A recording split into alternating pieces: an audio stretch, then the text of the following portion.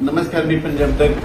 पण याच्यामध्ये दोन आहेत, एक आनंदाची बातमी आणि एक चिंतेची बातमी. कारण की चिंता कशामुळं की राज्यात काही काही भागामध्ये अतिवृष्टी होणार आहे म्हणून ते चिंतेची बातमी. आणि आनंदाची बातमी कशामुळं की आतापर्यंत काही भाग पावसापासून पाऊसच पडलेला नाही, त्या भागात पाऊस पडणार आहे.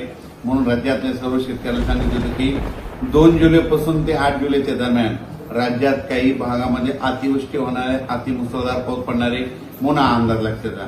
सर्वप्रथम आपण काय करू, कोणत्या जिल्ह्यामध्ये जास्त अतिमुसळधार पाऊस पडणार आहे त्या जिल्ह्याची नाव सांगतो. सगळ्यात महत्वाचं मुंबई, नाशिक आणि नंदुरबार, धुळे, जळगाव या जिल्ह्यातल्या सर्व शेतकऱ्यांना सांगितलं होतं की आतापर्यंत 100 वर्षात पडला नाही इतका जोराचा पाऊस तुमच्याकडे पडणार आहे आणि गोदावरी नदीला मात्र पूर येणार आहे म्हणून हा अंदाज सर्व शेतकऱ्यांना लक्षात येतात. नाशिककडे गोदावरी नदीला पूर आल्याच्या नंतर ते पाणी तळ्यात जाणार आहे. बऱ्याच तळ्यामध्ये पाणी आल्याच्या नंतर ते तळ्यासाठी शेतकऱ्यांसाठी आनंदाची बातमी. त्याच्यानंतर चिंतेची बातमी कशामुळं, कारण की मुंबईला आतापर्यंत ह्यामध्ये 1 जुलैपासून ते 8 जुलैच्या दरम्यान 1000 ते 1100 मिलीमीटर ह्या 8 दिवसामध्ये पाऊस पडणार आहे. म्हणून मुंबईकरांनी, नाशिक जिल्ह्यातल्या शेतकऱ्यांनी, नंदुरबार जिल्हा, धुळे जिल्हा, जळगाव जिल्ह्याच्या शेतकऱ्यांनी हे अंदाज लक्षात घ्यायचा. मग सांगायचं झालं तर मुंबई, त्याच्यानंतर संगमनेर, अकोले, अहिल्यानगर जिल्ह्यात देखील चांगला जोराचा पाऊस पडणार आहे म्हणून हा अंदाज लक्षात घ्यायचा. त्याच्यानंतर राज्यामध्ये परत आणखी मुसळधार पाऊस कोणत्या भागाकडे जाणार आहे तर जळगाव जिल्हा झालं, बुलढाणा जिल्हा झालं, जालना जिल्हा झालं, संभाजीनगर जिल्हा झालं, अमरावती, अकोला, बुलढाणा ह्या परिसरात काय होणार आहे की मध्य प्रदेशकडे पाऊस जास्त पडत असल्यामुळे ते मध्य प्रदेशचे बाजूचे जिल्हे म्हणून त्यांच्याकडे मुसळधार पाऊस पडणार आहे. अमरावती, अकोला, बुलढाणा, जळगाव, संभाजीनगर, जालना जिल्हा, धुळे जिल्हा, नंदुरबार जिल्हा, नाशिक जिल्हा, संगमनेर, अकोले आणि मुंबई, नाशिक मध्ये खूप पाऊस पडणार आहे म्हणून या अंदाज शेतकऱ्यांना घेतात. पण उर्वरित राज्यात मात्र काही भागात जोरदार, कुठं रिमझिम, कुठं पेंडवलता असा पाऊस पडणार आहे म्हणून हा अंदाज लक्षात येतात. म्हणजे 2 जुलैपासून ते 8 जुलैच्या दरम्यान राज्यात ठिकठिकाणी पाऊस पडणार आहे. जे भाग वंचित राहिले त्या भागात देखील पाऊस पडणार आहे. मराठवाड्यात देखील मग लातूर जिल्हा झालं, परभणी जिल्हा झालं, जालना जिल्हा झालं, हिंगोली जिल्हा झालं, बीड जिल्हा झालं, धाराशिव जिल्हा झालं, संभाजीनगर जिल्हा झालं, या भागात देखील काय होणार आहे 2 ते 8 मध्ये जोराचा पाऊस पडणार आहे. जे भाग वंचित राहिले त्यांच्यात कडं देखील पडणार आणि त्यांची देखील पेरणी होणार आहे म्हणून हा अंदाज लक्षात येतात. त्याच्यानंतर पूर्व विदर्भ, पश्चिमी विदर्भ 6-5-11 जिल्ह्यामध्ये 2 तारखेपासून ते 8 तारखेपर्यंत 2 जुलै ते 8 जुलैच्या दरम्यान जोराचा पाऊस पडणार आहे. काही ठिकाणी रिमझिम, कुठं मुसळधार, कुठं अतिमुसळधार, काही ठिकाणी थोडासा पडणार आहे म्हणून हा अंदाज लक्षात येतात. म्हणजे विदर्भामध्ये देखील सगळीकडे कोणताच भाग सुटणार नाही म्हणून हे अंदाज लक्षात येतात.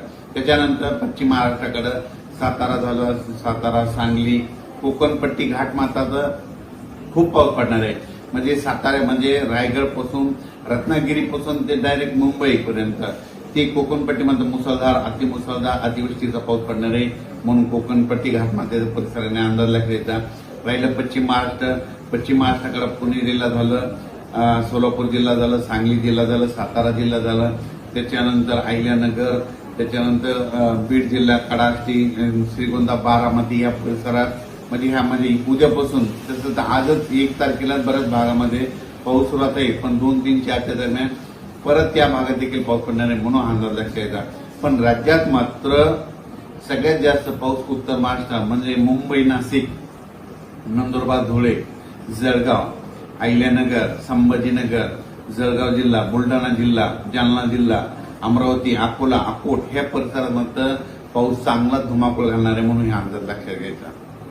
गोदावरी नदीला पूर येणार आहे त्याचं कारण सांगतो. कारण की उत्तर महाराष्ट्राकडे अतिमुसळधार अतिवृष्टी होणार आहे त्याच्यामुळे गोदावरी नदीला पूर येणार आहे. पण गोदावरी नदी उत्तर महाराष्ट्राकडे निळवंडे धरण आहे, भंडारदरा धरण आहे, त्याच्यानंतर गंगापूरचं धरण आहे. नाशिक जिल्ह्यामध्ये छोटे छोटे ते तळे येतात, ती देखील पाझर तलाव ह्या पावसामध्ये भरून जाणार. नंदुरबार जिल्ह्यामध्ये आतापर्यंत पावसानं ओढ दिली पण हे पाऊस इतका पडणार की संपूर्ण तळे, नदी, नाले संपूर्ण एक होणार म्हणून नंदुरबारच्या शेतकऱ्यांनी अंदाज लक्षात. धुळे जिल्ह्यातले सर्व शेतकऱ्यांना सांगितलं होतं की तुमचा पिण्याच्या पाण्याचा प्रश्नच मिटून जाणार आहे. कारण की तुमच्याकडलं एकही असं तळ राहणार नाही, ते भरणार नाही. सगळीकडे छोटे छोटे ते भरून जातील म्हणून हे अंदाज लक्षात येतात. जळगाव जिल्ह्यातल्या शेतकऱ्यांसाठी आनंदाची बातमी, जळगाव जिल्ह्यामध्ये इतका जोराचा पाऊस पडणार आहे जे छोटे छोटे पाझर तलाव आहेत जे आता खोदकाम झालेले आहेत ते सगळे भरून जातील म्हणून अंदाज लक्षात यायचा. वडे नाल्याला पूर येणार आहे म्हणून हे देखील अंदाज लक्षात यायचा.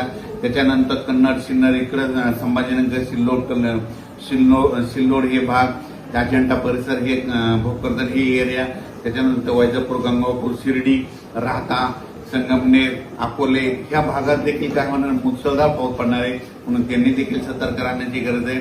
राज्यात मात्र जवळपास 10 ते 15 जिल्ह्यामध्ये खूप पाऊस पडणार आहे म्हणून अंदाज सर्व शेतकऱ्याला लक्षात येता. मात्र गोदावरी नदीला मात्र नाशिककडे पूर येणार आहे म्हणून हे देखील अंदाज लक्षात यायचा. आणखीन देखील बऱ्याच महाराष्ट्रातून बऱ्याच ठिकाणून फोन येतात की आमच्या भागामध्ये पाऊस पडला नाही, पण ह्या 8 दिवसामध्ये जे पाऊस आहे ते सगळीकडे पडून जाईल आणि त्यांच्या देखील फेरण्या होतील म्हणून हे लक्षात येतं. हे जवळपास पाऊस सांगायचं झालं तर 2 जुलैपासून ते चांगला 8-9 जुलैपर्यंत राज्यात पडणार आहे आणि त्याच्यानंतर पुन्हा काय होईल 14-15 म्हणजे 13-14-15 दरम्यान पुन्हा एकदा जुलैमध्ये पाऊस येणार म्हणजे शेतकऱ्याला पेरणी करायला, रोपणी करायला परत एकदा चान्स देणार आहे म्हणून अंदाज लक्षात.